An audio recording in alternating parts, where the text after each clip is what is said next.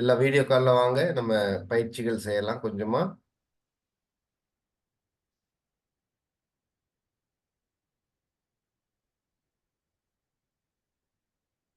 Okay. Very good, very good. Okay. இருந்த இடத்துலயே அப்படி நம்ம நல்லா அப்படி எந்திரிச்சு ஓட ஆரம்பிப்போம். உடலை தளர்த்தி கொண்டு மெதுவா வந்து ஓடுவதற்கு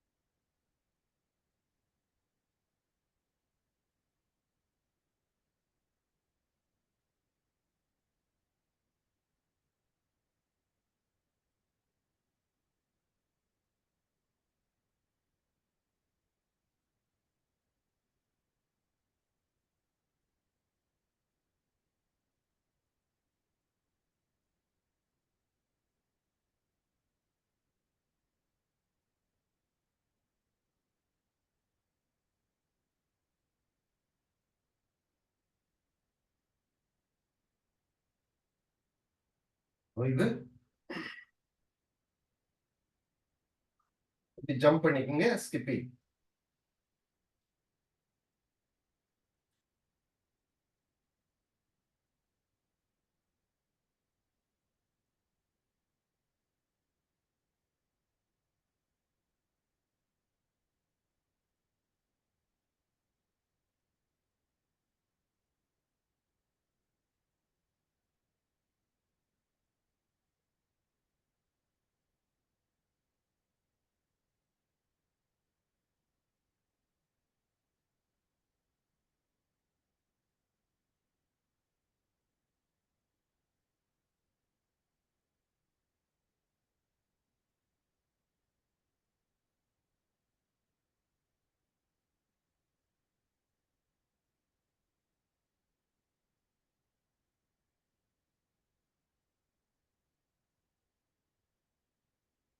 கால்கள் தோளுக்களவா இருக்கட்டும். தாடாசன். அப்படி மெதுவா கைகளை மூச்சு எடுத்துட்டு மேல கொண்டு வாங்க.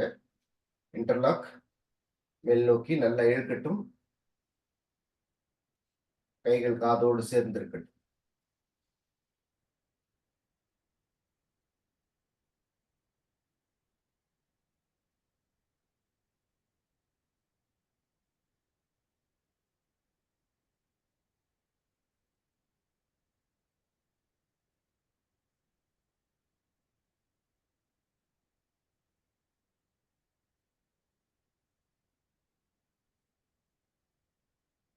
பத்து.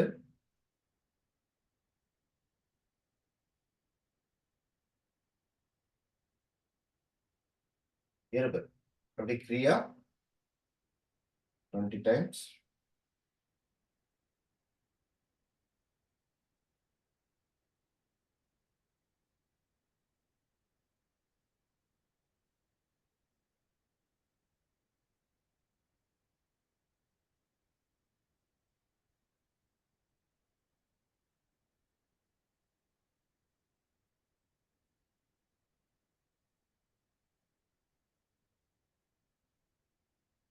ரிலாக்ஸ்.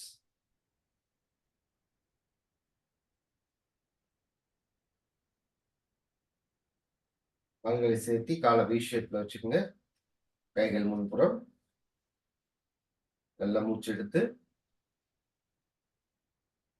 நல்ல மார்பு விரியட்டும்.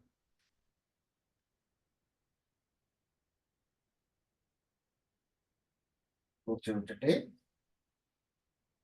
செய்யலாம். 1. மெதுவா மூச்சோட செய். 2, 3, 4, 5, 6, 7, 8, 9, 10.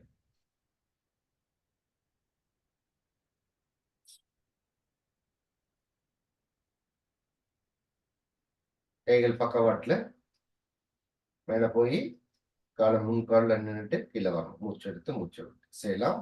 1, 2, 3, 4, 5, 6, 7, 8, 9, 10.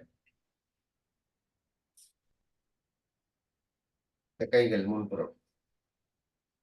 1, 2, 3, 4, 5, 6, 7, 8, 9, 10. Relax. கால்களை கொஞ்சமா அசக்கி வச்சுட்டு கைகள் பின்புறம் பக்கவாட்டுல பேக் சைடு ட்விஸ்டிங் செய்யலாம். 1, 2, 3, 4, 5, 6, 7, 8, 9, 10. Relax. கைகள் மார்புக்கு பக்கத்துல அப்படி இடதுபுறம். 1 செய்யலாம். 2, 3, 4, 5, 6, 7, 8, 9, 10.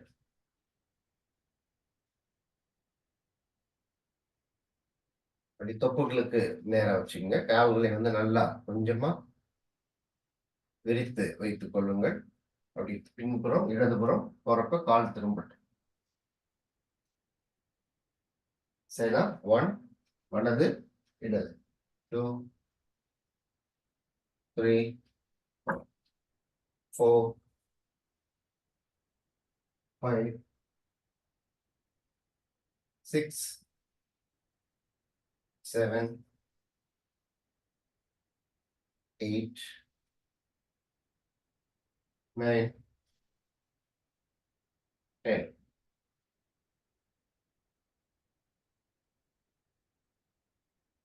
புரியுது? இடது கை இடுப்புல, வலது கை நல்லா மூச்சு எடுத்துட்டு பக்கவாட்டு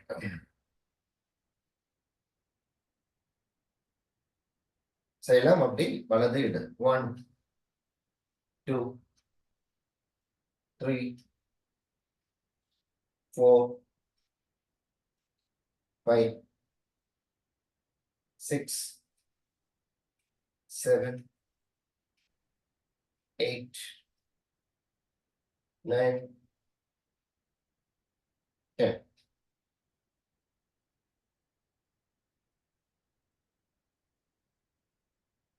ஓய்வு.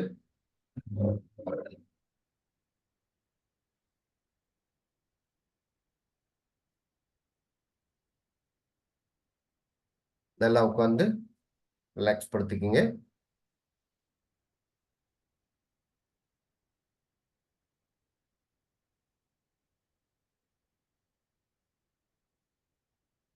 Yogic breathing. இடது கை அப்டமன், வலது கை மார்புல இருக்கட்டும். நல்லா 3 மூச்சு. வயிறு, செஸ்ட், ஷோல்டர். ஒரு 10 முறை அப்படி மூச்சு விடுறப்ப ஷோல்டர், மார்பு, வயிறு உள்ள போகணும்.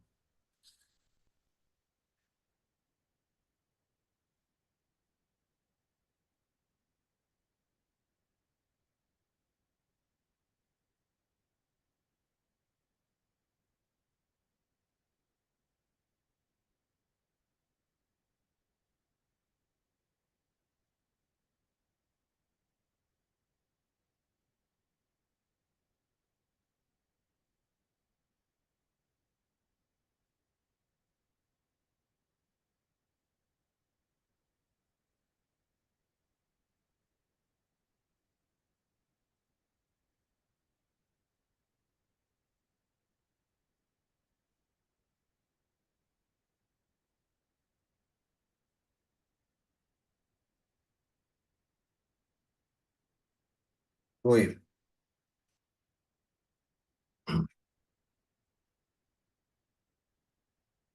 பாஸ்தரிக்கா. கைகள் சைட்ல 20 டைம்ஸ். ஃபர்ஸ்ட் மூச்சு 20 times.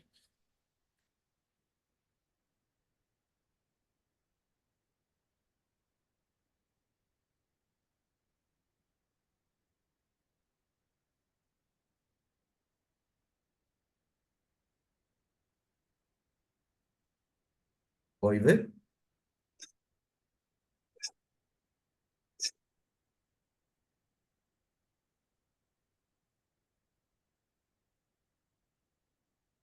Second round 20 times பாஸ்தரிக்கா.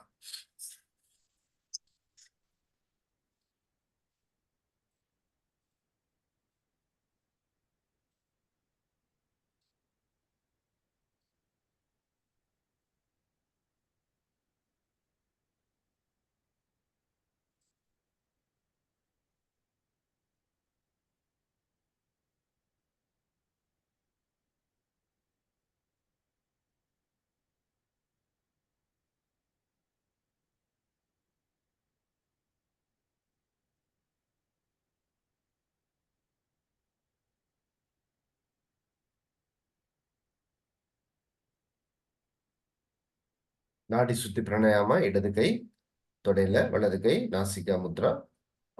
10 rounds.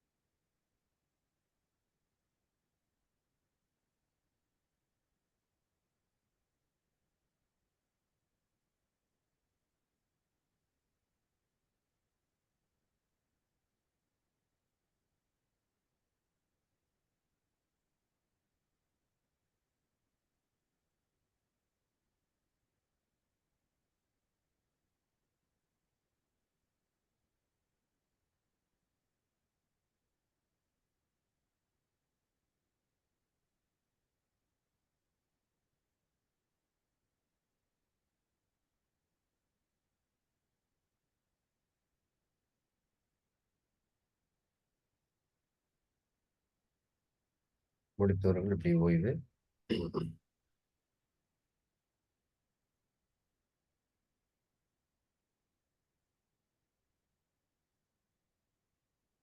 Bhramari pranayama. Shanmughi Mudra. காது உள்ள, 2 கை மேல ஒரு 10 டைம்ஸ். நல்லா மூச்சு எடுத்து அப்படின்னு ஒரு ஹம்மிங் பீ சவுண்ட் 10 டைம்ஸ். உம். உம்.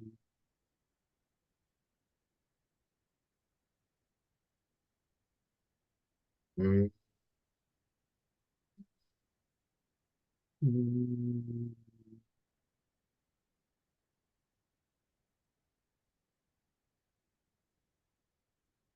உம். உம்.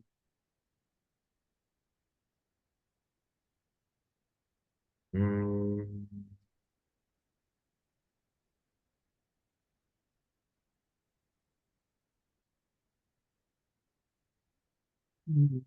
உம்.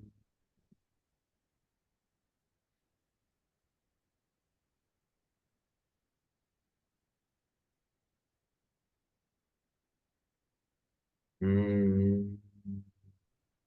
ம்.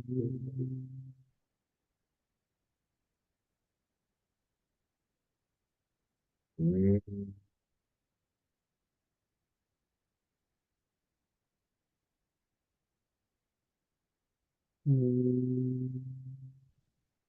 ம். ம்.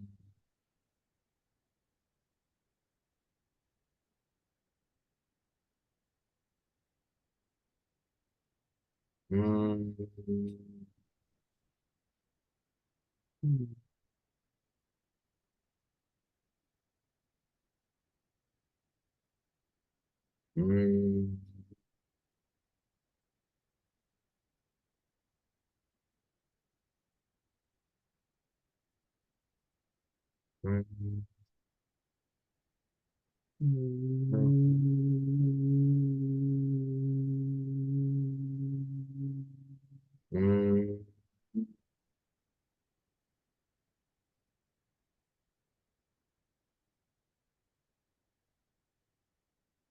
ம். ம்.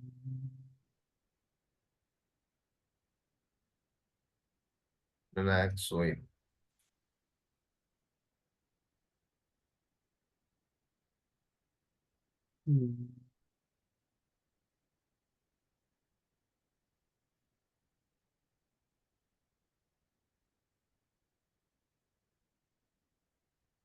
கைகள் நல்லா தேய்த்து கண்கள், உச்சந்தலை, உடல் முழுவதும்.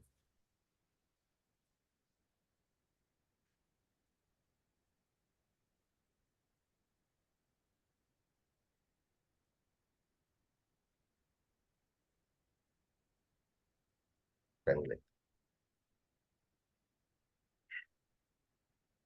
Have a great day. அனைவருக்கும் வாழ்த்துக்கள்.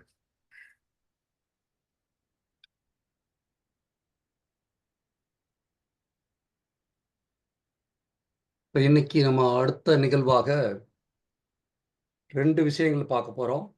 ஒண்ணு ஒய் வி ஏஜ், ஏன் வயதாகிறது அப்படிங்கிற அதுல ஃபைனலா இன்னைக்கு நம்முடைய செல்லுலார் நியூட்ரிஷன் ஒரு 5 நிமிஷம் பார்த்துட்டு, அதுக்கப்புறம் ஒரு புதிய டாபிக் இன்னைக்கு ஓப்பன் பண்ண போறோம்.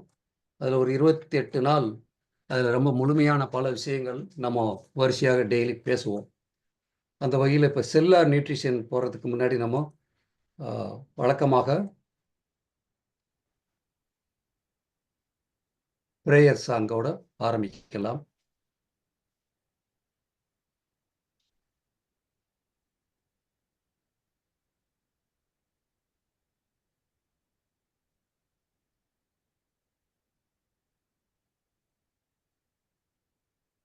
ஒவ்வொரு நாளும் புதிய விஷயங்களை தெரிஞ்சுக்கொள்றது அப்படிங்கிறது ரொம்ப முக்கியம்.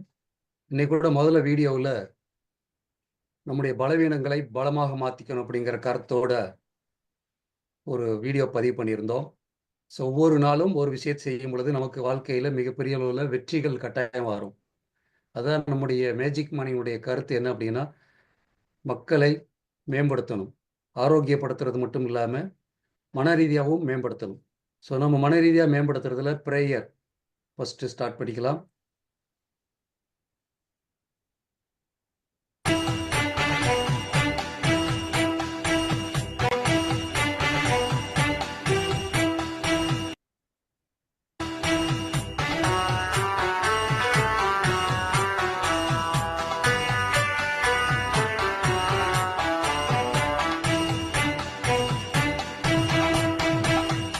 உலகமெல்லாம் பருவமழை ஒத்தபடி பெய்யட்டும், உழவரெல்லாம் தானியத்தை உவப்புடனே பெருக்கட்டும், பல தொழில்கள் புரிகின்ற பாட்டாளி உயரட்டும், பகுத்துணர்வில் தொகுத்துணர்வு பண்பாட்டை உயர்த்தட்டும், நலவாழ்வை அளிக்கும் மெய் ஞான ஒளி வீசட்டும், நம் கடமை அறவாழ்வின் நாட்டத்தீ சிறக்கட்டும் நம் கடமை அறவாழ்வின் நாட்டத்தீ சிறக்கட்டும் நம் கடமை அறவாழ்வின் நாட்டத்தீ சிறக்கட்டும் வாழ்க வையகம் வாழ்க வையகம் வாழ்க வளமுடன்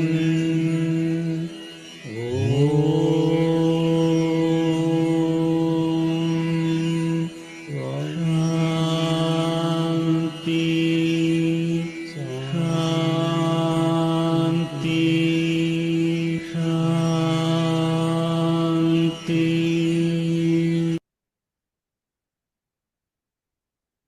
இப்போ நம்ம ஒய்வி ஏஜ் அப்படின்னு பார்த்துட்டு இருந்த சீரியலில் நம்ம ஏன் வந்து வயசாகுது அப்படிங்கும்போது செல்லுகளை பற்றி முழுமையாக நம்ம பேசினோம். செல்லுகளுடைய அமைப்பு என்ன, ஒவ்வொன்றும் எவ்வளவு என்ன வேலை செய்யுதுங்கிறதெல்லாம் பார்த்தோம். அப்போ ஒரு செல்லை ஆரோக்கியப்படுத்தக்கூடிய அந்த ரகசியத்தை தெரிந்து கொண்டால் நம்ம உடம்புல இருக்கக்கூடிய 50-100 ட்ரில்லியன் செல்களை ஆரோக்கியப்படுத்துறது மூலமாக முழுமையான ஆரோக்கியத்திற்கு நம்ம வர முடியும் அப்படின்னு பேசிகிட்டு இருந்தோம். அந்த வகையில் இன்னைக்கு அதே மாதிரி நோதீப் சக்திக்கு வந்து அந்த செல்களுக்கு எப்படி ஏஜ் ஆகுதுங்கிறதையும் பார்த்தோம். டோட்டலாக எல்லா செல்களும் ஒரே வேலையை தான் செய்யுது, அதற்கு கொடுக்கப்பட்ட வேலையை. கண்ணுடைய செல் வேற பார்க்குற வேலை செய்யுது, காதில் இருக்கக்கூடிய செல்கள் கேட்குற வேலையை பண்ணுதுங்கிற மாதிரி ஒவ்வொரு செல்லுக்கும் ஒரு கம்பெனியில் பார்த்தீங்கன்னா பல மக்கள் இருப்பாங்க. ஒரு பக்கம் கூட்டுறவங்க இருப்பாங்க, ஒரு பக்கம் ஆப்ரேட்டர்ஸ் இருப்பாங்க, ஒரு பக்கம் மேஸ்து சூப்பர்வைசர் இருப்பாங்க, இன்னொரு பக்கம் மேனேஜர். அந்த மாதிரி அவங்கவுங்களுடைய வேலைகளை செய்வாங்க. பட் எல்லா வேலையும் சேர்ந்தது தான் அந்த ஃபேக்ட்ரியினுடைய சக்ஸஸுக்கு காரணமாக இருக்கும். ஒரு பொருள் குவாலிட்டியாக வெளியே வருவதற்கும் அது காரணமாக இருக்கும். அந்த வகையில் இந்த செல்லுலார் நியூட்ரிஷன் அப்படிங்கிற ஒரு விஷயத்தை நீங்கள் புரிஞ்சிட்டிங்கன்னா, ஒரு செல்லுக்கு என்ன கொடுக்கணும்னு தெரிஞ்சிட்டா நீங்கள் ஆரோக்கியத்தை மேம்படுத்திக்கலாம். அதில் வரிசையாக நம்ம பார்க்கும்போது இப்போ இதில் ஒவ்வொரு உறுப்புலையும் பக்கத்தில் என்ன பொருள்கள் எடுக்கணும், என்ன சப்ளிமெண்ட் எடுக்கணும் அப்படிங்கிறது போட்டிருப்போம். இந்த துணை உணவு அப்படிங்கிறதே பார்த்திங்கன்னா இப்போ லேட்டஸ்ட்டாக மிகப்பெரிய அளவில் போகிறதுக்கு காரணம் ஒன்று தான். நம்ம சாப்பிடக்கூடிய உணவுகளில் சத்து பற்றாக்குறை இருக்கிறதுனால அதை மேம்படுத்துறதுக்கு இந்த துணை உணவுகள் ரொம்ப கட்டாயமாக தேவையாக இருக்குது. மருந்து மாத்திரையை எடுக்கிறத விட அது செலவுக்கு பதிலாக துணை உணவுகள் எடுக்கும் பொழுது நமக்கு பார்த்திங்கன்னா ஆரோக்கியம் மேம்படும். அது மாதிரி லாங் டேர்மாக நம்ம ஹெல்த்தாக இருக்கலாம் அப்படிங்கிறது தான்.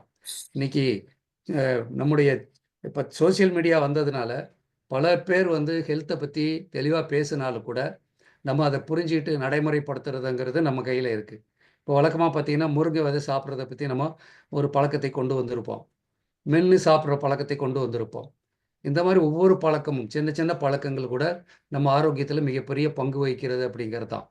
ஒரு மார்க் கொஷின் நம்ம 5 கொஷின் அட்டன் பண்ணலைன்னா 95 மார்க் தான் வரும். ஸோ அந்த மாதிரி ஒரு மார்க்கும் ஒவ்வொரு வினாடியும் ஒவ்வொரு செகண்டும் எந்த அளவு முக்கியங்கிற மாதிரி நம்முடைய செல்லுலார் நியூட்ரிஷனை பற்றி நம்ம தெரிஞ்சுக்கிறது ரொம்ப ரொம்ப முக்கியம். அந்த வகையில் பார்த்திங்கன்னா இன்றைக்கி நம்ம நியூக்ளியஸ்ன்னு சொல்லக்கூடிய செல்லுடைய சென்ட்ரலில் இருக்கக்கூடிய ஒரு கரு, அதுக்கு என்ன தேவை அப்படின்னா விட்டமின்ஸு கட்டாயமாக தேவை. அது வந்து புரோட்டீன் சிந்தசிஸ் பண்ணுறதுக்கும் அது சிறப்பாக செயல்படுறதுக்கும் எனர்ஜியை ப்ரொடியூஸ் பண்ணுறதுக்கும் அதுக்கும் சில தூண்டுதல் தேவை, விட்டமின்ஸ் மினரல்ஸ் தேவை. அதில் பி விட்டமின்ஸ் அப்படிங்கிறது ரொம்ப ரொம்ப முக்கியமாக சொல்கிறாங்க. இந்த என்ன சொல்கிறது வளர்ச்சிதை மாற்றத்திற்கு பி விட்டமின்ஸ் ரொம்ப தேவை. அதில் எஸ்பெஷலி பார்த்திங்கன்னா B6 B12 அப்படிங்கிற B3 zinc omega 3 fatty acid இதெல்லாம் சொல்லுவாங்க. இந்த போலிக் ஆசிட் அப்படிங்கிறது நீங்கள் கேள்விப்பட்டிருப்பீங்க, பொலேட். அது வந்து பெண்களுக்கு வந்து கர்ப்பமான பீரியடில் வந்து கொடுப்பாங்க. ஏன்னா அப்போ அந்த குழந்தையுடைய வளர்ச்சிக்கும் எக்ஸ்ட்ரா சத்து தேவைப்படுறதுனால அடிஷ்னலாக சத்துக்கள் கொடுப்பாங்க. அந்த நேரத்தில் பெண்களையும் பார்த்திங்கன்னா நல்லபடியாக கவனிப்பாங்க. சாப்பாடு மற்ற விஷயங்கள்லாம் அவங்களுக்கு ரொம்ப மன ரீதியாகவும் சப்போர்ட் பண்ணுவாங்க. இதுதான் 2வது உயிர் உள்ளே வளர்கிறதுனால அந்த எக்ஸ்ட்ரா சப்போர்ட்டை நம்ம கொடுக்கக்கூடியதை நம்ம பாரம்பரியமாக தெரிஞ்சு வச்சுருக்கோம். அதே மாதிரி மைட்டோகாண்ட்ரியான்னு சொல்லக்கூடிய நம்முடைய எனர்ஜியை ப்ரொடியூஸ் பண்ணக்கூடிய அந்த சென்டர் அது சிறப்பாக செயல்படணும்னா கோஎன்சைம் 10 அப்படின்னு சொல்லி ஒரு அற்புதமான சப்ளிமெண்ட்டு. அடுத்து மெக்னீசியம், பி விட்டமினில் B1 B2 B3 iron, L carnitine அப்படின்னு சொல்லக்கூடிய இந்த மாதிரி சப்ளிமெண்ட்டுகள் நம்ம எடுக்கும் பொழுது இந்த மைட்டோகாண்ட்ரியா சிறப்பாக செயல்படும். இந்த மாதிரி ஏதோ ஒன்று குறை இருந்தால் அங்கே வந்து உற்பத்தி முழுமையாக நடக்காமல் போகக்கூடிய வாய்ப்பு இருக்கிறது. அடுத்து பார்த்தீங்கன்னா கோல்கி அப்பார்டஸ் அப்படின்னு சொல்லக்கூடியது, உள்ளே இருக்கக்கூடிய புரோட்டீனை பூரா வடி அமைச்சு அதை ஒரு ஃபோல்டிங் பண்ணி அடுத்த ஸ்டேஜுக்கு கொண்டு போகக்கூடிய ஒரு விஷயம் செய்யக்கூடிய கோல்கி அப்பாரட்டஸ். இந்த செல்லுக்குள்ளே இருக்கக்கூடிய இந்த ஒரு உறுப்புக்கு magnesium, manganese, B vitamins, zinc எல்லாமே தேவை. மெக்னீசியம் பார்த்திங்கன்னா நல்ல தூக்கத்துக்கும் பயன்படும். பிபி கண்ட்ரோல் பண்ணுறதுக்கு கூட மெக்னீசியம் பயன்படும். ஒரு செல்லையும் அதனுடைய இயக்கத்திற்கு இந்த மாதிரி பொருள்கள் கொடுக்கும்போது அது சிறப்பாக செயல்படுங்கிறது தான் இதை சொல்லிகிட்டு இருக்கோம். அதே மாதிரி பார்த்திங்கன்னா நம்முடைய அந்த இதில் சொல்லுவோம் எண்டோ பிளாஸ்மிக் ரெட்டிகுலம், ERன்னு சொல்லுவோம். இது இந்த புரோட்டீன் சிந்தசிஸில் இதனுடைய பங்கும் ஒரு பக்கம் பெரிய பங்காக இருக்கிறதுனால இது சிறப்பாக செயல்படணும்னா அமினோ ஆசிட், அதாவது புரோட்டீன் சார்ந்த உணவுகள் வேணும். ஏன்னா புரோட்டீனில் பார்த்தீங்கன்னா அமினோ ஆசிட் இருக்கும். எந்த பருப்பு வகைகள் எது சாப்பிட்டாலும் அந்த அமினோ ஆசிட் அதில் இருக்கும். உடம்புல இந்த அமினோ ஆசிட் வந்து பல ரூபத்தில் செயல்படுதுன்னு நம்ம ஏற்கனவே பார்த்தோம். என்சைமாக, ஹார்மோனாக, ஆன்டிபாடியாக எல்லாமே நமக்கு சப்போர்ட் பண்ணுது அப்படிங்கிறத பார்த்தோம். அப்போ இதெல்லாம் உற்பத்தி ஆகணும்னா புரோட்டீன் தேவை. அந்த புரோட்டீன் வந்து அமினோ ஆசிடாக மாற்றப்பட்டு அது பல செயினாக மாற்றி நமக்கு பல ரூபத்தில் புரோட்டீனாக வரும். அது வந்து நம்ம ஜீனை பற்றி பேசும்போது சொன்னோம். அப்போ ஜீனோம் அப்படிங்கிற ஒரு டாப்பிக்கு, மைட்டோகாண்ட்ரியா, அதில் இருக்குள்ள அந்த ஏனியில் ஒரு படி மாதிரி இருக்கக்கூடிய இதெல்லாம் திரும்பி ஞாபகப்படுத்தி பாருங்கள்.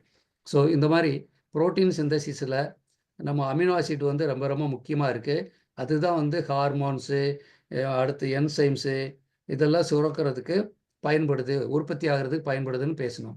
அப்போ இதில் நம்ம எண்டோபிளாஸ்மிக் ரெட்டிகுலம் சொல்லக்கூடிய அந்த உறுப்பு அது சிறப்பாக செயல்படணும் அப்படின்னா amino acid, proteins, zinc, vitamin C, omega 3 fatty acid, vitamin E, இந்த மாதிரி துணை உணவுகள் வேணும். இல்லை உணவாக கூட நம்ம எது கிடைக்குதோ அதில் எடுத்துக்கலாம்.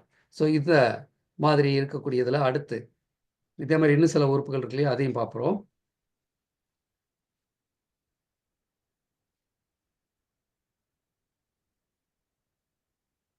அடுத்து பார்த்தீங்கன்னா இதில் சென்ட்ரியோல் அப்படின்னு ஒரு பார்ட் இருக்குது. இது எல்லாமே இந்த இணைந்து தான் கம்ப்ளீட்டாக செல்லுலார் ஃபங்க்ஷன் நடைபெறதுக்கு பயன்படுது. அப்போ இந்த மாதிரி இணைப்பு நடத்தக்கூடிய எல்லா உறுப்புகளுக்கும், எல்லா பார்ட்டுக்கும் வந்து நம்ம உணவு கொடுத்தாகணும். அப்போ இந்த மாதிரி சென்ட்ரியோல் அப்படிங்கிற இந்த பார்ட்டுக்கு வந்து calcium, magnesium, phosphorus, B vitamins எல்லாமே அடிப்படையாக சிலது வந்து காமனாக இருக்கும். இதுக்கும் தேவை. அடுத்து பார்த்தீங்கன்னா லைசோசோம் சொல்லக்கூடியது, உடம்புல கழிவு நீக்கம் பண்ணக்கூடியது. செல்ல ஒவ்வொரு செல்லையும் இந்த வளர்சிதை மாற்றம் நடக்கும்போது கழிவுகளும் உற்பத்தி ஆகும். அந்த கழிவை உடம்புலேருந்து நீக்கக்கூடியது, இறந்து போன செல்களை அழித்து வெளியேற்றக்கூடியது. அந்த மாதிரி செய்யக்கூடிய லைசோசோம் அப்படிங்கிற பார்ட்டு நல்லா இயங்கணும்னா vitamin A, zinc, digestive enzyme சொல்லுவோம், அமிலேஸ், லைப்பேஸு இதெல்லாம் பத்தலைன்னா நம்ம டைஜஸ்டிவ் என்சைமை ஒரு நியூட்ரிஷன் ஆக நம்ம கொடுக்கலாம், சப்ளிமெண்ட்டாக கொடுக்கலாம். செலினியம் இதெல்லாம் வந்து இந்த லைசோசோம் சிறப்பாக கழிவு நீக்கம் பண்ணுறதுக்கு தேவைப்படும். அதே மாதிரி அடுத்து பார்த்திங்கன்னா இதில் ரைபோசோம்னு ஒன்று இருக்குது, அது லைசோசோம், இது வந்து ரைபோசோம். இதுதான் வந்து நம்ம இது ஆர்என்ஏன்னு சொல்கிறோம் இல்லையா, டிஎன்ஏ ஆர்என்ஏ சொல்கிறோம்ல, ஆர்என்ஏ வந்து காப்பி, நம்முடைய மரபணு காப்பியை இது சீர் செய்து ஒரு ஃபோல்டிங் ஆக்கி நமக்கு அடுத்த ஸ்டேஜுக்கு கொண்டு போகக்கூடிய ஒரு வேலை செய்யக்கூடியது ரைபோசோம் சொல்லக்கூடியது. இப்போ இதுக்கும் பார்த்தீங்கன்னா அமினோ ஆசிட்டுகள், மெக்னீசியம், ஜிங்க்கு, விட்டமின்ஸ் எல்லாம் தேவை. அதே மாதிரி நம்ம லேயர்னு சொல்லுவோம், ஒவ்வொரு செல்லையும் ஒரு கொழுப்பு லேயர் இருக்கும், அதில் ரிசப்டர்ஸ் இருக்கும். இதுதான் வந்து ஒரு சிக்னலை எடுத்துக்கிட்டு இயங்குறது. ஒரு பொருளை உள்ளே விடணுமா இல்லை ஒரு பொருளை வெளியே விடணும் முடிவு எடுக்கக்கூடியது அந்த அவுட்டர் மெம்பரேன்னு சொல்லக்கூடியது. இந்த அவுட்டர் மெம்பரேன் உங்களுக்கு சிறப்பாக செயல்படணும் அப்படின்னா ஒமேகா 3, ஒமேகா 6, இந்த கொலஸ்ட்ரால் நல்ல கொலஸ்ட்ராலு, பாஸ்போலிபிட் அப்படிங்கிற ஒரு பொருட்கள் எல்லாம் தேவை இருக்குது. ஸோ இதெல்லாம் எதுக்கு நம்ம பார்க்குறோம் அப்படின்னா நம்ம சாப்பிடக்கூடிய உணவுகளை நியூட்ரிஷன் இருக்கா அப்படின்னு பார்க்கணும். இதுதான் நம்ம செல்லுலார் நியூட்ரிஷன் சொல்லுவோம். ஒரு செல்லுக்கு நீங்கள் உணவு கொடுக்கக்கூடியது. இன்றைக்கி பல நியூட்ரிஷன் கம்பெனி இருந்தால் அதில் நீங்கள் கவனித்து பாருங்கள், அதில் விட்டமின்ஸ் இருக்கும், ஒமேகா ஃபேட்டி ஆசிட் வச்சுருப்பாங்க, புரோட்டீன் பவுடர் வச்சுருப்பாங்க, எல்லாமே வச்சுருப்பாங்க. கூட அடிஷனலாக இன்னொரு பொருள் தேவை, அதுதான் நம்முடைய 4 லைப் ட்ரான்ஸ்ஃபர் ஃபேக்டர். இப்போ இந்த 4 லைப் ட்ரான்ஸ்ஃபர் ஃபேக்டர் எடுக்கும்போது இந்த செல்லால் லெவலில் ஃபங்க்ஷன் ரொம்ப சிறப்பாக நடக்கிறதுக்கும் அந்த செல்லுக்கு வந்து கிருமிகள் தொற்று வராமல் பாதுகாக்கிறதுக்கும் அது பயன்படும். அதே மாதிரி இந்த உணவு வகைகள், நம்ம எடுக்கக்கூடிய உணவுகள் செல்லுலார் லெவலில் சிறப்பாக ஏற்றுக்கொள்வதற்கு அது ரொம்ப சப்போர்ட் பண்ணும். ஒவ்வொரு இதுவும் வந்து பார்த்திங்கன்னா அதனுடைய தன்மை மேம்படுத்தி கொடுக்கும். எடுத்துக்காட்டாக இதில் வந்து நம்ம ஒரு எஸ் டிரான்ஸ்பிரஷன் சொல்லுவோம். அந்த எஸ் டிரான்ஸ்பிரஷன்சியை சொல்லக்கூடிய அந்த ஆன்டி ஆக்சிடென்ட் சிறப்பாக நடைபெறணும்னா ட்ரான்ஸ்ஃபர் ஃபேக்டர் தேவைப்படும். இந்த மாதிரி நம்ம முழுமையாக 4 லைப் ட்ரான்ஸ்ஃபர் ஃபேக்டர் கூட காய்கறிகள், பழங்கள், இந்த மாதிரி உணவுகள், அடுத்து பார்த்திங்கன்னா ஒமேகா 3 ஃபேட்டி ஆசிட்டு, சப்ளிமெண்ட்டில் விட்டமின்ஸ், மினரல் வெளியே கிடைக்கக்கூடிய சப்ளிமெண்ட்டில் நல்ல ஒரு கம்பெனியுடைய பொருளை வாங்கி பயன்படுத்துவதன் மூலமாக செல்லுக்கு முழுமையான ஒரு சத்து கிடைக்கும். அப்போ இந்த மாதிரி விட்டமின்ஸ் அப்படிங்கும்போது B காம்ப்ளெக்ஸில் B3, B6, B9, B12 ரொம்ப ரொம்ப முக்கியமானது. அதனால தான் டாக்டர்ஸ் எல்லாம் எந்த ஒரு சப்ளிமெண்ட்டுக்கு எந்த ட்ரக் கொடுத்தாலும் பி காம்ப்ளெக்ஸ் கொடுக்கறது நீங்கள் பார்க்க முடியும். அதே மாதிரி விட்டமினில் C vitamin, D vitamin, E vitamin ரொம்ப தேவை. மினரலில் வந்து பார்த்திங்கன்னா magnesium, zinc, iron, calcium, phosphate, selenium, chromium தேவை. ஆன்டி ஆக்சிடென்ட் செல்கள் டேமேஜ் ஆகிறத தடுக்கிறதுல vitamin A, vitamin C, vitamin E, selenium. டோட்டலாக காய்கள் பழங்கள் எடுக்கும்போது இதெல்லாம் கிடைக்க வாய்ப்பு இருக்கிறது. அப்படி இல்லை நீங்கள் மாத்திரை ரூபத்தில் விட்டமின் மினரல் வாங்கிக்கலாம். அடுத்து எசென்சியல் ஃபேட்டி ஆசிட். இப்போ ரொம்ப ரொம்ப முக்கியமாக இந்த செல்லுலார் மெம்பரேன் ரொம்ப சிறப்பாக இருக்கணும் அப்படின்னா ஒமேகா 3, ஒமேகா 6 தேவைப்படுது. அதே மாதிரி புரோட்டீன், அமினோ ஆசிட், அமினோ ஆசிடுடைய கலவை தான் எல்லாமே அப்படிங்கிறதுனால உடம்புல 20 அமினோ ஆசிட் நமக்கு தேவை. அதில் 9 எசென்சியல், 11 நான் எசென்சியல். இந்த 9 எசென்சியல் அமினோ ஆசிட்டும் உடம்பு ப்ரொடியூஸ் பண்ணாது. அதுக்காகத்தான் புரோட்டீன் சார்ந்த உணவு எடுக்கிறது. அடுத்து இம்யூனிட்டி சார்ந்ததில் 4 லைப் ட்ரான்ஸ்ஃபர் ஃபேக்டரு, 4 லைப்பில் ப்ரோபயோட்டிக்ஸு, இப்போ ஃபைபர், இந்த உணவுகள் நம்ம எடுத்துக்கணும்னு சொல்ல வருது. ஸோ அடுத்ததாக நம்ம அடுத்த டாபிக்கு போகிறோம். ஸோ செல்லுலார் நியூட்ரிஷன் பார்த்துட்டோம். இப்போ ஆரோக்கியத்தினுடைய அடிப்படை உங்களுக்கு நம்ம புரிய வச்சுட்டோம். ஒவ்வொரு செல்லையும் ஆரோக்கியப்படுத்துறதுக்காக உணவை நல்லா மென்று சாப்பிட்றது, இந்த மாதிரி கடந்த ஒரு வாரமாக பாசன எல்லா விஷயத்தையும் நீங்கள் மேம்படுத்தி கொள்ளுங்கள். உணவே மருந்து அப்படிங்கிற அடிப்படையில் தான் சப்ளிமெண்ட்டை பற்றியும் நம்ம பார்க்குறோம். அடுத்து நம்ம இந்த ஒரு புக்கு நீங்கள் இப்போ ரொம்ப ஃபேமஸாக எல்லோரும் பார்த்துருப்பீங்க. இந்த சீக்ரெட் அப்படிங்கிற புக்கு மேக்ஸிமம் நீங்கள் படிச்சிருப்பீங்க. இதில் சீக்ரெட் அப்படிங்கிற வீடியோவும் நீங்கள் பார்த்துருப்பீங்க. தமிழ், இங்கிலீஷில் எல்லாமே இருக்கும். இந்த புக்கு 2006களுக்கு மேலே ரொம்ப ஃபேமஸாக எல்லாருமே வாங்கி பயன்படுத்தின புக்கு. அதுக்கப்புறம் பார்த்திங்கன்னா தி பவர்னு சொல்லிட்டு ஒரு புக்கு வந்தது. இதெல்லாம் எழுதுறது பார்த்திங்கன்னா ரோண்டா பையர்னு சொல்லிட்டு ஒரு லேடி தான் இந்த புக்கெல்லாம் பண்ணியிருக்காங்க. இது வந்து தி பவர் அப்படிங்கிற புக்கு. அடுத்து பார்த்திங்கன்னா இன்னொரு புக்கு, அது பெரிய லெவலில் ப்ரொமோட் ஆகிட்டு இருக்கு. தி மேஜிக்னு சொல்லக்கூடியது. தி மேஜிக், இந்த மாயாஜாலம் சொல்லுவாங்க. மாயாஜாலம் அப்படின்ன உடனே நமக்கு வந்து தெரிகிறது, இந்த ரொம்ப ஒரு மெஜிஷியன் வந்து பல அற்புதமான வேலைகளை பண்ணுவாங்க. அதை நம்ம பார்த்துருப்போம். தொப்பியிலேருந்து என்னென்னமோ எடுப்பாங்க. இதெல்லாம் ஆச்சரியமாக இருக்கும். குழந்தையாக இருக்கும்போது அதை நம்ம ரொம்ப ஆச்சரியமாக பார்ப்போம். அந்த மாதிரி இந்த மாயாஜாலம் அப்படின்னு பார்த்தோம். இந்த மாயாஜாலம் புக்கில் பார்த்திங்கன்னா 28 ரகசியங்களை இந்த மேடம் ரோண்டா பையன் வந்து எழுதியிருப்பாங்க. ஸோ ஃபஸ்ட்டு சீக்ரெட் புக் வந்தது. அந்த சீக்ரெட்டில் இன்னும் என்ன அற்புதமான பல விஷயங்கள் அவங்க சொல்லியிருந்தாங்க. நன்றி உணர்வு, லவ்வு, நம்பிக்கை, இந்த மாதிரி பல சாப்டர் இருந்தது. அதில் ரொம்ப ஃபேமஸான பீப்புளை பேச வச்சு அவங்க அந்த சீரியல் பண்ணியிருந்தாங்க. 2006 அந்த புக்கு வெளிவந்தது. ஸோ அந்த வகையில் நம்ம இன்னொரு விஷயம் பார்க்கணும். எல்லாத்துக்கும் அடிப்படை திருக்குறள் தான். திருக்குறளத்தில் பார்த்திங்கன்னா பல அதிகாரங்கள் இருக்கும். அதில் 11வது அதிகாரம் செய் நன்றி அறிதல் அப்படி ஒரு அதிகாரம் இருக்கும். இந்த அதிகாரத்தை பேஸ் பண்ணி தான் எல்லா விஷயங்களும் உலகத்தில் எல்லா புக்கும் எழுதப்பட்டது. இதை ஒரே ஒரு குறளை வச்சு மற்றவங்க அதை பெருசு பண்ணி எழுதியிருப்பாங்க. இவங்க மேடம் பார்த்திங்கன்னா தெரிஞ்சோ தெரியாமலோ இவங்களுடைய புக்குடைய எல்லா பிரின்சிபலும் நம்முடைய காப்பியங்களை பொறுத்து தான் இருக்கும். இதில் திருக்குறளில் செய் நன்றி அறிதல் அப்படிங்கிற ஒரு டாப்பிக்கை தொடாமல் யாரும் போயிருக்க முடியாது. அப்பேற்பட்ட ஒரு டாப்பிக்கை இவங்க தொட்டு தான் இந்த மாயாஜாலம் அப்படிங்கிற ஒரு விஷயத்தை அவங்க பண்ணியிருக்காங்க. ஸோ இந்த புக்கினுடைய கருத்துக்களை நம்ம பார்க்குறதுக்கு முன்னாடி இவங்க வாழ்க்கையில் மிகப்பெரிய அளவில் பல கஷ்டங்களை அனுபவித்தவங்க தான். பல தோல்விகள், வேலையில் பெரிய அளவுக்கு வருமானம் இல்லை, கடன் தொந்தரவுகள் எல்லாமே ஒரு காலத்தில் அவங்க பாதிக்கப்பட்டவங்க தான். அந்த மாதிரி இருக்கும்போது இவங்களுடைய வாழ்க்கையில் மிகப்பெரிய ஒரு மாற்றத்தை ஏற்படுத்தினது. இவங்க டாக்டர் வந்து ஒரு புக்கை கொடுக்குறாங்க படிக்கிறதுக்கு. அப்போ இந்த புக்கை படித்த பிறந்தான் இவங்க வாழ்க்கையில் ஒரு மிகப்பெரிய மாற்றம் வந்து இந்த சீக்ரெட் அப்படிங்கிற புக்கை எழுதினவங்க. இவங்க படித்த புக்கு வந்து the science of getting rich அப்படிங்கிற ஒரு புக்கு. ஸோ இந்த மாதிரி பல ரகசியங்கள் புக்கில் இருக்குது. நம்ம ஏன் புக்கு படிக்கணும் அப்படின்னா, அந்த புக்கில் இருக்கக்கூடிய ஏதோ ஒரு சின்ன விஷயம் நமக்கு ஒரு பொடி தட்டும். அதன் மூலமாக நம்ம மிகப்பெரிய வெற்றிகளை அடைய முடியும். பார்த்திங்கன்னா வாழ்க்கையில் ஜெயிச்ச எல்லாருமே புக்கை படித்தவங்க தான். ஒரு புக்கை படித்து அதில் உள்ள கருத்துக்கள் மூலமாக தன்னுடைய வாழ்க்கையை மாற்றிக்கிட்டவங்க. இப்படி நம்ம வரிசையாக பார்க்கும்போது வெற்றியாளர்கள் சொல்லக்கூடிய ஒரு கருத்து என்ன அப்படின்னா, நீங்கள் புக்கை படிங்க. அந்த புக்கை படிக்கிறது மூலமாக உங்களுக்கு ஏதோ ஒரு பக்கம் வாழ்க்கையில் முன்னேறுவதற்கான ஒரு கருத்து, உங்கள் வாழ்க்கையில் டேர்னிங் பாயிண்ட் கிடைக்கக்கூடியதாக இருக்கும் அப்படின்னு சொல்கிறாங்க. ஸோ எனக்கு இந்த புக் படிக்கிற பழக்கம் முதல்ல இருந்து இருந்தது. அதுக்கப்புறம் பார்த்திங்கன்னா இன்றைக்கி நான் ஒரு புக்கு கூட எழுதி அமேசானில் பண்ணியிருந்தேன்னு சொன்னேன். அதற்கு அடிப்படை காரணம் என்ன அப்படின்னா, ஜென்ரலாகவே நம்ம படிக்க நமக்குள்ளே ஒரு உந்துதல் வரும். நம்மளாலையும் ஒன்று புக் எழுத முடியும் அப்படின்னு சொல்லக்கூடியது. நீங்கள் ஒவ்வொருத்தரும் புக் எழுத முடியும். ஒவ்வொரு நாளும் ஒரு பேஜ் எழுதினா ஒரு வருஷத்தில் 360 பேஜ் ஒரு புக்காக வெளியிட முடியும். அந்த வகையில் இவங்க 2004 மிகப்பெரிய கஷ்டங்களை அனுபவிக்கும் போது அவங்க டாக்டர் ஒரு புக்கு கொடுக்குறாங்க. அந்த புக்கை முடித்த உடனே இவங்களுக்கு நம்பிக்கை வருது. அதுக்கப்புறம் 2006 ஒரு புக் எழுதி மிகப்பெரிய உள்ள ஃபேமஸ் ரைட்டராகவும் அந்த ஒரு வீடியோ எடுத்து அந்த வீடியோ வந்து இன்றைக்கி ரொம்ப பிரமாதமாக போயிட்டுருக்கு. அதாவது திருவள்ளுவருடைய கருத்துக்கள் எல்லாமே எழுத்து ரூபத்தில் இருக்குது. ஆனால் இதை வந்து பட ரூபத்தில் கொடுத்து இன்றைக்கி சினிமாலாம் எடுக்கிறோம். இந்த மகாபாரதம், ராமாயணம் இந்த மாதிரி எத்தனையோ சீரியல் நம்ம பார்த்தோம். அந்த கருத்துக்களை ஒரு படமாக கண்ணில் முன்னாடி ஒரு கதையாக நம்ம பார்க்கும்போது பதிவு ஏற்படுது. அந்த மாதிரி தான் இவங்க ரொம்ப ஃபேமஸ் ஆனாங்க.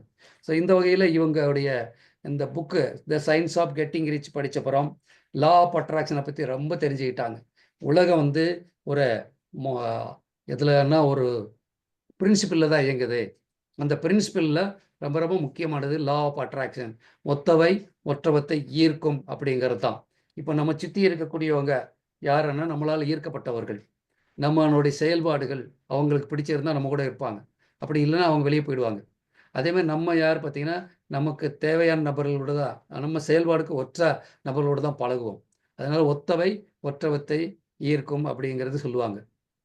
ஸோ இதில் உங்களுக்கு நியூட்டன் லாவை பற்றி தெரியும்.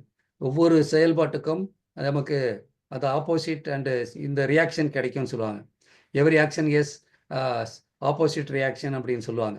அப்போ ஆப்போசிட் அப்படின்னா நீங்கள் ஒன்று கொடுக்குறீங்கன்னா நீங்கள் பெறுவீங்க அப்படிங்கிறது தான். ஸோ ஒவ்வொரு செயல்பாட்டுக்கும் ஒரு வினை இருக்குது அப்படிங்கிறது தான் வினை செயல் தத்துவம் சொல்லுவாங்க. அந்த வகையில் இவங்க தன்னுடைய புக்கில் உள்ள எல்லா ரகசியத்தினுடைய அடிப்படை பார்த்திங்கன்னா லா ஆஃப் அட்ராக்ஷனில் இருக்கக்கூடிய பிரபஞ்ச விதிகளை வச்சு தான் புக் எழுதியிருப்பாங்க. அதில் அவங்க வந்து சீக்கிரட்லையும் பார்த்திங்கன்னா அந்த மாதிரி லா வச்சு தான் எழுதியிருந்தாங்க. இந்த மேஜிக்கில் அவங்க கையாண்ட ஒரு ரகசியம் என்ன அப்படின்னா நன்றி உணர்வு. நன்றி உணர்வை பற்றி தான் அவங்க ரொம்ப அதில் பற்றி எழுதியிருப்பாங்க. அதில் வந்து அவங்க எழுதுனா இதில் பார்த்திங்கன்னா முக்கியமாக கோர் வந்து 28 நாளில் அவங்களுடைய அத்தியாயங்களில் பார்த்தா இந்த நன்றி உணர்வு நமக்கு இதுக்கு முன்னாடி கிடைச்ச பொருட்களுக்காக நன்றி உணர்வு இருக்கணும் அப்படிம்பாங்க. அதில் ஒரு 12 சாப்டர் எடுத்திருப்பாங்க. அதே மாதிரி இனி நமக்கு நம்முடைய கனவுகள் நமக்கு தேவையானதை அடைவதற்கு அவகிட்டிற்கு நன்றி சொல்கிறதனை பற்றி ஒரு 10 சாப்டர் எழுதியிருப்பாங்க.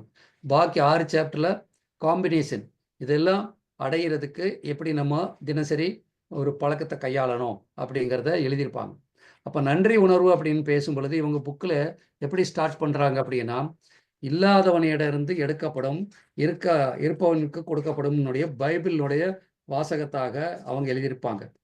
அதை அந்த வாசகத்துக்கினுடைய அர்த்தம் வந்து நம்ம வேற மாதிரி எடுத்துக்கக்கூடாது. ஸோ பைபிளில் இப்படித்தான் இருக்குது.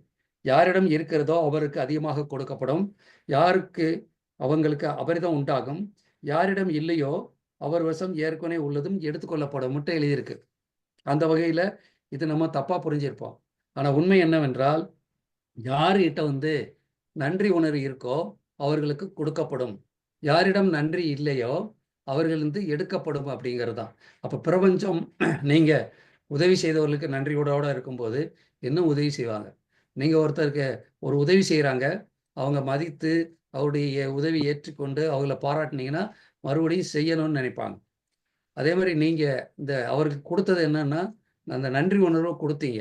ஸோ கொடுத்துருக்கீங்க, அவர்கிட்ட இருந்து வாங்குனீங்க, கொடுக்கீங்க, அவருக்கு மறுபடியும் கொடுக்கணுங்கிற எண்ணம் வரும். இப்போ மழையும் அப்படித்தான்.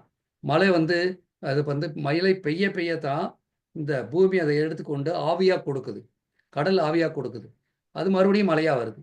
ஸோ இதுதான் இயற்கையினுடைய ஒரு சுழல் அப்படிங்கிறது. எது இங்கேருந்து எடுக்கப்பட்டுக்கிறதோ அது நமக்கு கொடுத்தாகணும்.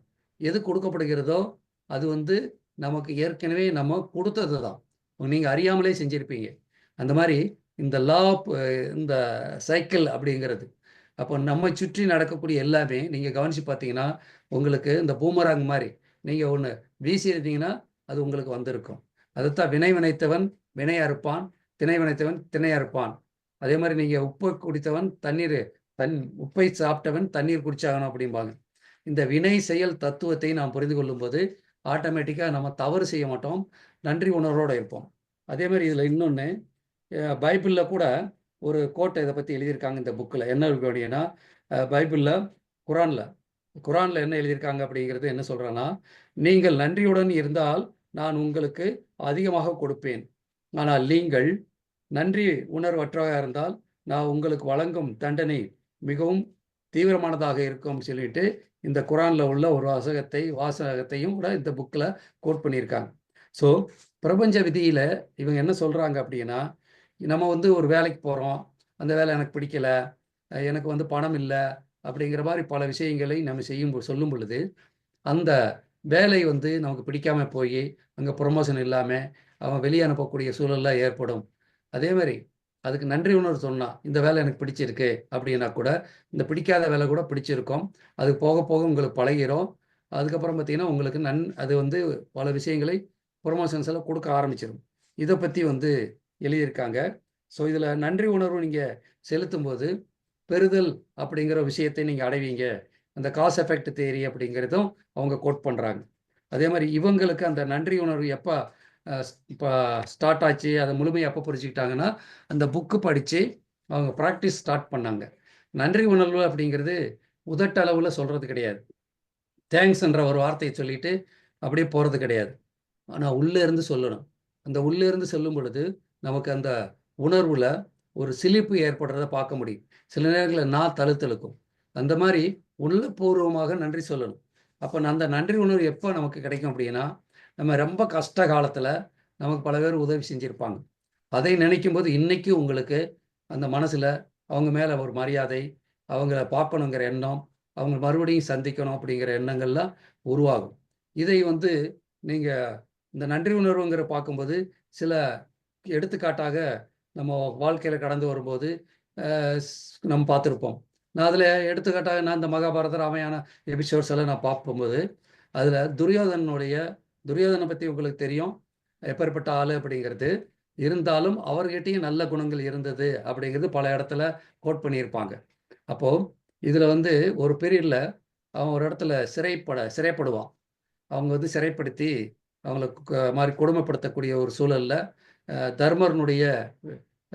தர்மர் அதை கேள்விப்பட்டு பீமனையும் அர்ஜுனனையும் அனுப்பி அவரை மீட்டு வர சொல்லுவார். அப்போ வந்து மீட்டு வரும் பொழுது துரியோதனை வந்து ரொம்ப கர்வமான ஆள் இல்லையா, எனக்கு இந்த மாதிரி ஒரு உதவி செஞ்சதுக்காக ஏதாவது கேளுங்க நான் கொடுக்குறேன் அப்படின்னு சொல்லுவாப்புல. அப்போ தர்மர் உனக்கு தேவையில்லை, நான் தேவைப்படும் போது வாங்கிக்கிறேன் அப்படின்னு சொல்லிடுவார். அதுக்கப்புறம் அந்த போர் காலங்களில் அப்போ அவர் வந்து நம்ம இவர்கிட்ட பீஷ்மர்கிட்ட சொல்கிறாரு, நீங்கள் வந்து உருவச்சலமாக நடத்துக்கிறீங்க, அவங்கள பாண்டவர்களே கொல்ல மாட்டேங்கிறீங்க அப்படின்னு சொல்லும்போது பீஷ்மர் வந்து 3 தங்க அம்பை ப்ரொடியூஸ் பண்ணி நான் கட்டாயமாக அவங்கள கொல்றேன் அப்படின்னு சொல்லிட்டு சொல்கிறாரு. அப்போ வந்து இவர் துரியோதனை இந்த அம்பு என்கிட்டயே இருக்கட்டும் அப்படின்னு சொல்லிட்டு வாங்கிட்டு போய் வச்சுக்கிறாரு. அப்போ இதை வந்து கிருஷ்ணர் தான் எல்லா சூட்சமும் தெரிஞ்சவர் அப்படின்னு உங்களுக்கு தெரியும் இல்லையா. இப்போ தர்மர்கிட்ட சொல்லி அர்ஜுனனை அனுப்புகிறாரு, ஒரு உதவி கேட்டுப்போ, ஏற்கனவே ஒரு உதவி செஞ்சுருக்கேன், அவங்ககிட்ட கேட்டு அந்த அம்புகளை வாங்கிட்டு வந்துரு, இல்லைன்னா பீஷ்மர் அதை பயன்படுத்தி கொன்றுவார் அப்படின்னு சொல்கிறாரு. அப்போ போயிட்டு அர்ஜுனன் வந்து அந்த அம்புகளை நான் இந்த மாதிரி எனக்கு உதவி செய்யணும் அப்படிங்கும்போது என்ன வேணும்னு கேட்குறாரு. நம்மகிட்ட 3 அம்பு இருக்குது, அதை கொடுத்துரு அப்படிங்க, கொடுத்துட்றாரு. ஸோ இந்த மாதிரி தனக்கு உயிருக்கு ஆபத்து அப்படின்னு தெரிஞ்சா இருந்தாலும் கூட கொடுக்குறாரு. அதை வந்து நம்ம செய் நன்றி அறிதல்ல இந்த அருமையான ஒரு பாடல்ல கூட நம்ம அதை கோட் பண்ணி பேச முடியும். என்னன்றி செய் நன்றி இப்போ இதில் என்னன்றி கொன்றார்க்கும் உய்வுண்டாம் உய்வில்லை செய் நன்றி கொன்ற மகருக்கு அப்படின்ட்டு எந்த ஒரு அறத்தை அளித்தவருக்கும் பார்த்தீங்கன்னாலும் தப்பி பிழைக்க வழி இருக்கு. ஆனால் இந்த மாதிரி செய் நன்றி கொன்றவருக்கு அந்த உயிர் பிழைக்க வழியே இல்லை அப்படின்னு சொல்லுவாங்க. இதில் பார்த்தீங்கன்னா கூட மகாபாரத முடிவில் இந்த துரியோதனுக்கு நேரடியாக சொர்க்க பதவி கிடைச்சது அப்படிங்கிறது நம்ம பார்த்துருப்போம். ஸோ இது ஒரு கேரக்டர்ஸ். இதை நம்ம வந்து எப்படி எடுக்கலாம்னா அதில் இருக்கக்கூடிய நன்மைகளை நம்ம எடுத்துக்கலாம். அதனால நன்றி உணர்வு அப்படிங்கிறது பல இடங்களில் நம்ம பார்த்துருக்கோம். அதே மாதிரி விசுவை பற்றி நம்ம இந்த பல படங்கள் எடுத்துப்பார். குடும்ப ஒரு கதம்பம், சம்சாரம் மின்சாரம் படங்கள் எடுத்த விசு நல்ல கருத்தோட படம் எடுத்தவர். அவர் ஆரம்பத்தில் அவருடைய கதைகள் பல பேர் ரிஜெக்ட் பண்ணாங்க. அவர் சோர்ந்து போன காலங்கள், திரும்பி எங்கேயா வேலைக்கு போயிடலான்ற மாதிரி இருக்கும்போது ஒரு ஹோட்டலில் அவர் தங்கி இருக்கும்போது ஒரு பொண்ணு அவங்ககிட்ட சொல்கிறாங்க, அவங்க நீங்கள் உங்களுடைய இதெல்லாம் நான் பார்த்தேங்க, படிக்கிறேன், ரொம்ப நல்லா பண்ணுறீங்க, இதை ஏன் நீங்கள் ஒரு சினிமாவில் ஒரு டைரக்ஷன் இந்த மாதிரி இதில் போய் பண்ணக்கூடாதுன்னு சொல்கிறாங்க. அதை அவர் வந்து முயற்சி எடுக்கிறாரு, அதில் வெற்றியும் அடைகிறாரு. அப்போ அந்த பொண்ணு பேர் உமா. அதனால இவருடைய கேரக்டர்ஸில் படத்தில் எல்லா இடத்துலையும் ஒரு நல்ல கேரக்டரில் உமா அப்படிங்கிற பேர் வச்சிருப்பார் அப்படிங்கிற ஒரு விஷயத்தை நான் படித்தேன். இந்த மாதிரி நம்ம வாழ்க்கையிலையும் பார்த்தீங்கன்னா பல பேர் நமக்கு நன்மை செஞ்சுருப்பாங்க. இன்றைக்கி நீங்கள் ப்ரோக்ராம் முடிச்சப்புறம் உங்கள் வாழ்க்கையில் முக்கியமான கட்டத்தில் இந்த முன்னேற்றத்துக்கு என் வாழ்க்கையிலையும் நடந்திருக்கு, அதே மாதிரி உங்கள் வாழ்க்கையிலையும் நடந்திருக்கும். அவங்களுடைய அந்த லிஸ்ட்டு எழுதுங்க, அவங்களுக்கு நம்ம நன்றி சொல்லலாம். நாளைக்கு இந்த மேஜிக் அப்படிங்கிற புக்கினுடைய 28 நாள் தலைப்பில் ஒவ்வொரு நாள் தலைப்புலையே என்ன அப்படிங்கிறது நம்ம பார்ப்போம். அதில் நன்றி உணர்வு அப்படிங்கும்போது ஒவ்வொரு முறையும் நம்ம வந்து நன்றி உணர்வு டெய்லி எழுத ஆரம்பிப்போம். இப்போ நாளைக்கு என்ன நன்றி உணர்வு அப்படின்னா நீங்கள் ஒரு லிஸ்ட் எழுதிக்கோங்க. உங்கள் கூட பிறந்தவங்க, உங்களுக்கு உதவி செய்தவங்க, அப்பா அம்மா எல்லா இன்சிடெண்ட்டாக ஞாபகப்படுத்தி பாருங்கள்.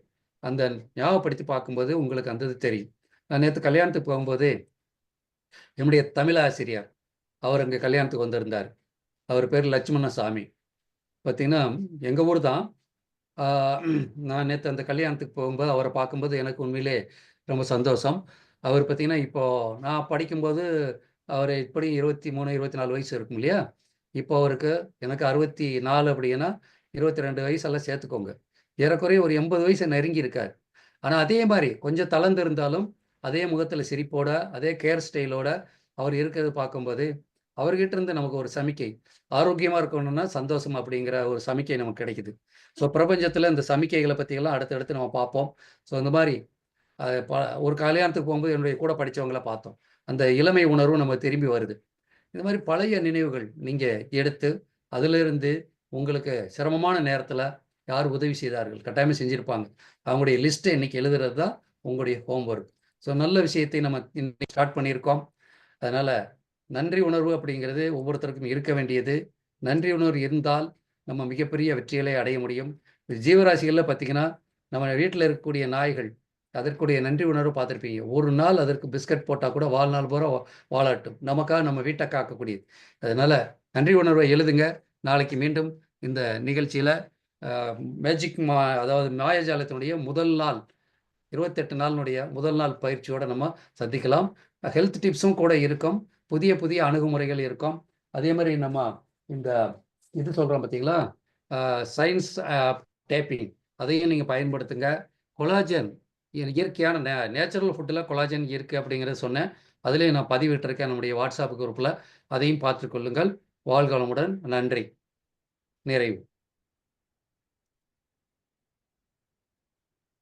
அதே மாதிரி வனக்குளியலை மறந்துடாதீங்க. வனக்குளியல் நிகழ்ச்சி நம்ம ப்ரமோட் பண்ணிகிட்டு இருக்கோம். அதையும் நீங்கள் மனசில் பதிய வச்சுக்கோங்க. உங்களுக்கு தெரிந்த நண்பர்களுக்கு சொல்லுங்கள். நன்றி.